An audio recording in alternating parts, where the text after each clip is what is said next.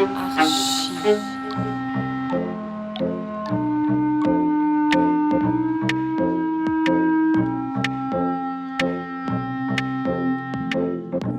Bonjour et bienvenue dans Archi Urbain, l'émission qui vous parle d'architecture et d'urbanisme. Au menu de ce programme, nous avons rendez-vous avec l'architecte et ingénieur Philippe Samin pour balayer avec lui quelques-uns de ses projets qu'il a réalisés en Wallonie.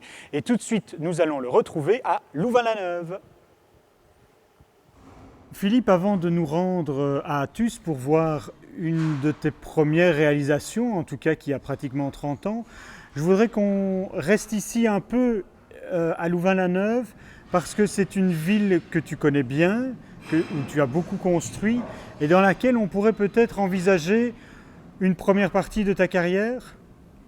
En fait, toute ma carrière.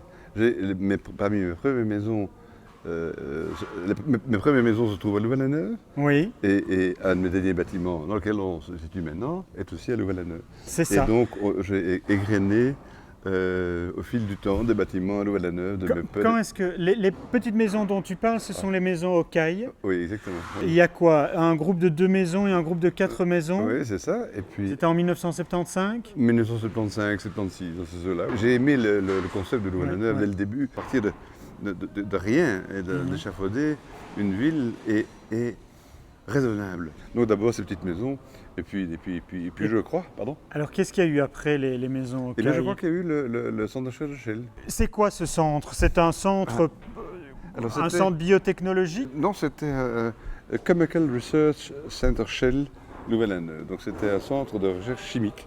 À Oui. l'époque, il faut revenir 25 ans en arrière, qui a été inauguré en 88 ou 89. Oui. Donc qui était dédié à la chimie des polymères purs et durs. C'était encore un projet qu'on a dessiné, je crois le dernier qu'on a dessiné à la main. C'est ça. Parce que, Le dernier bâtiment aussi fait en briques, en tout cas pour toi. le dernier bâtiment avec une parure en briques. Oui. Tu n'aimes pas la brique? J'aime tous les matériaux, mais ils ont des zones d'emploi particulières. Alors dès lors où on vient mettre un isolant à la place de l'air, C'est ça. ça devient très imparfait et ça fragilise cette peau extérieure qui est soumise à des variations de température. Bref, ce n'est pas de la construction propre, ni logique.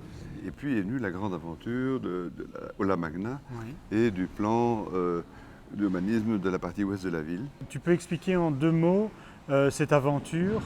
C'est un bâtiment très particulier. Comme je ne voulais plus envoyer de la brique, imagine la question. Et Raymond Lemaire a été convaincu de mon argumentaire. Et c'est tellement extraordinaire qu'un homme qui a imposé la brique dans cette ville Oui, il y en a partout. avait accepté que je puisse faire la Grande Ola en verre pour 100 000 bonnes raisons. Et le reste de ce morceau de ville en mur enduit blanc. Un peu comme la métamorphose des villes belges en briques avant Napoléon, blanches et enduites en style empire après Napoléon. Il était important que je puisse dessiner ce morceau de ville de manière à implanter correctement la Grande Ola et le musée. Et c'est amusant parce qu'on voit, si je puis me permettre, l'évolution de ma manière de dessiner et je deviens de plus en plus maniaque avec les années. Le Shell est fait avec des très petits budgets, à la hussarde, des tubes apparents, des tringleries apparentes, tout ça. À l'inverse, ici, on est dans un siège social où le moindre détail est peaufiné, ce que j'adore. Je veux dire, C'est un palais. C'est un palais. Nous avons d'abord un bâtiment qui est sur pilotis. Oui. Pourquoi sur pilotis? Parce que la région il peut y avoir des inondations. Pourquoi est-ce que tu as choisi de mettre un pilotis ici? Mettre le bâtiment sur pilotis pour mettre les voitures en dessous est un dispositif que j'applique régulièrement quand on peut le faire. Et en même temps, si tu veux, ça permet de donner des vues. C'est un bâtiment de 2 niveaux, en duplex, le duplex étant desservi par ce grand préau central, et sans joint de dilatation. Autre caractéristique auquel je tiens beaucoup, parce qu'un joint de dilatation, ça se fissure toujours. Mais pour ne pas avoir de joint de dilatation, il faut que le bâtiment soit librement dilatable. Oui. Et donc, ici, ce bâtiment peut respirer. Toutes ces colonnes sont pendulaires. Donc, quand le bâtiment se dilate, eh bien, celles qui se trouvent au droit du point fixe ne bougent pas, mais les extrêmes bougent dans les 2 sens. Donc ça, c'est les pilotis. Et puis là-dessus, donc 3 dalles, la dalle du premier où nous nous trouvons, la dalle du second qui est là, et la dalle de toiture. Dalle qui est irriguée par des tuyaux de manière, on appelle ça l'activation du béton, de manière à utiliser la capacité de stockage du béton pour le conditionnement de l'immeuble. Et donc cet immeuble est un bâtiment zéro énergie. Alors c'est un bâtiment zéro énergie, il faut bien s'entendre. C'est un bâtiment qui ne demande pas d'énergie extérieure pour ses besoins propres de fonctionnement. Ça ne couvre pas l'énergie nécessaire pour faire un œuf au plat dans la cuisine, ni pour alimenter son propre PC. C'est l'énergie nécessaire pour qu'un bâtiment vide soit vivable. Une des caractéristiques majeures ici, c'est le verre, puisque c'est le siège de ACI Glass Corporation, anciennement Glaverbell. Tu peux imaginer que mon client était heureux que je lui propose de faire son bâtiment en verre. Le verre cristallin, c'est quelque chose, ce sont des recherches que tu as envie de faire parce que tu as envie de jouer avec la lumière. Alors je te corrige. Le verre cristallin est une demande que je fais en effet depuis des décennies à Glaverbell. Ce n'est pas pour mes beaux yeux que AGC s'est mis à faire du verre cristallin, mais parce que l'industrie du photovoltaïque le demandait, soyons clairs. Mais grâce à ça, maintenant, tous les architectes peuvent disposer d'un verre produit par AGC d'une très très grande transparence. Et c'est important pour la quantité de lumière qui rentre. Il y a une chose dont tu veux absolument parler, bien évidemment, c'est ce qu'il y a en façade. AGC met de l'ouvrage très éclairé, comprend ça tout de suite, et il se voit l'intérêt que ça. Et donc c'est la première fois que je puis faire bouger ces lames de verre sérigraphiées de manière à ce qu'elles suivent la trace des rayons solaires en leur étant toujours perpendiculaires, et de manière à se protéger en permanence du rayon solaire direct. Et d'avoir une protection solaire qui est aussi efficace, efficiente que des stores d'aluminium qui, malheureusement, ne sont pas transparents et obscurcissent. Et ici, à l'inverse, lorsque les lamelles sont légèrement inclinées, on voit encore à travers. Mais en plus, elles n'obscurcissent pas. Philippe, on va peut-être en rester là parce qu'on doit quand même aller jusqu'à l'école d'Athus. Et je pense que tu as encore d'autres surprises entre les deux à me montrer. Donc, on ne reprendrait pas la route? On prend la route. Allez, go!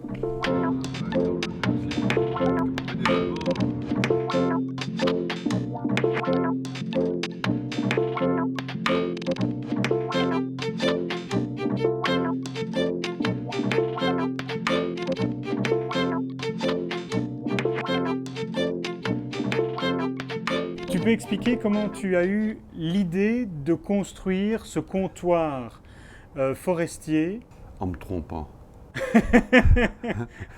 Ma manière, c'est énerve beaucoup de monde, je commence toujours par me gourer. Oui. Mais c'est la meilleure manière pour ne pas copier quelque chose d'autre.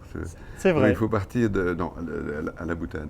Je m'appelle, comme c'était hier, visitant le terrain avec les généraux à 5 glands, donc les grands chefs des forêts wallonnes, des véritables poètes, ou au-delà des grands scientifiques, qui étaient en train de regarder avec tendresse leur population de beaux arbres sur le site, traînait par terre une perche d'épicéa. Et je vois ça, je soulève ça et je hèle Pierre Offergeld. Je dis, Monsieur Offergeld, si on faisait ça avec des troncs d'arbres courbés. Et donc, c'est tout à fait ce qu'on voit ici, de simples troncs d'arbres courbés, serrés. Non, entre l'idée d'employer des perches de bois vert cintré qu'on laisserait sécher. On a fait des essais avec des pesons de boucher dans le grand bois de Wilhelmshalm avec des contremaires. On a acheté 2 pesons de boucher au Bricot ici à Marche. Et puis on a en effet découvert ce que je croyais parce qu'il me semblait logique que le bois se relaxait en termes d'ingénieur et donc les contraintes disparaissaient et que donc on pouvait courber ces pièces sans contraintes résiduaires après un délai très très court. Bref, on est très fiers de ces résultats, sauf qu'on n'est jamais parvenu à trouver un système d'assemblage correct. Et j'ai finalement dû me résoudre à employer des planches. Et donc on a été choisir dans le grand bois à Wilhelmshalm les beaux sujets, sans nœuds. Et on les a fait scier dans une scierie qui produit des planches. Et puis finalement on les a fait cintrer. Et puis aujourd'hui on est arrivé avec ces défenses d'éléphants qu'on a déposées sur le sol. Et puis, l'extraordinaire, c'est que l'entrepreneur qui a travaillé pour ça s'appelle Fraison, son prénom m'échappe maintenant, il me le pardonnera, qui est aménagé avec mon épouse employée pour faire des aménagements intérieurs d'appartements. Oui. Et il se trouve un jour dans mon bureau et il voit ce plan et il regarde ça et il dit mais moi ça m'intéresse, je peux faire ça.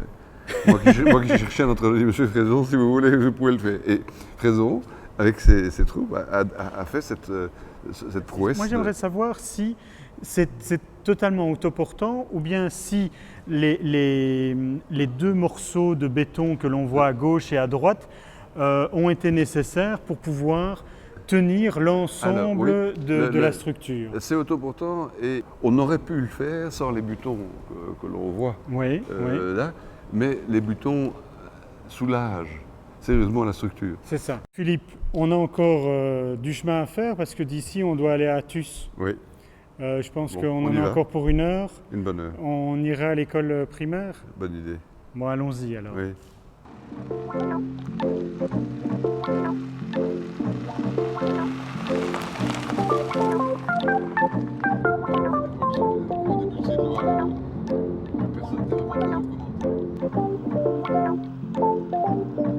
On fait un premier arrêt pause café là? Tu veux boire un café ici? On est où ici? Je t'invite. On est où ici? Le caravansérail de Wanlin. Ah, et c'est toi qui a fait cette station-service? C'est moi. Voilà. Parfait. Bon, bah, allons boire ce café, mais ce qui se passe, c'est que nous arrivons à la fin de l'émission. Donc, Eh je bien. propose que l'on parle de ce projet-là dans une prochaine émission. Avec plaisir. Bon, alors d'ici là, on peut voir et revoir cette émission sur www.archiurbain.be. On prend un café et on se retrouve bientôt. Super. Merci Philippe. Merci à toi.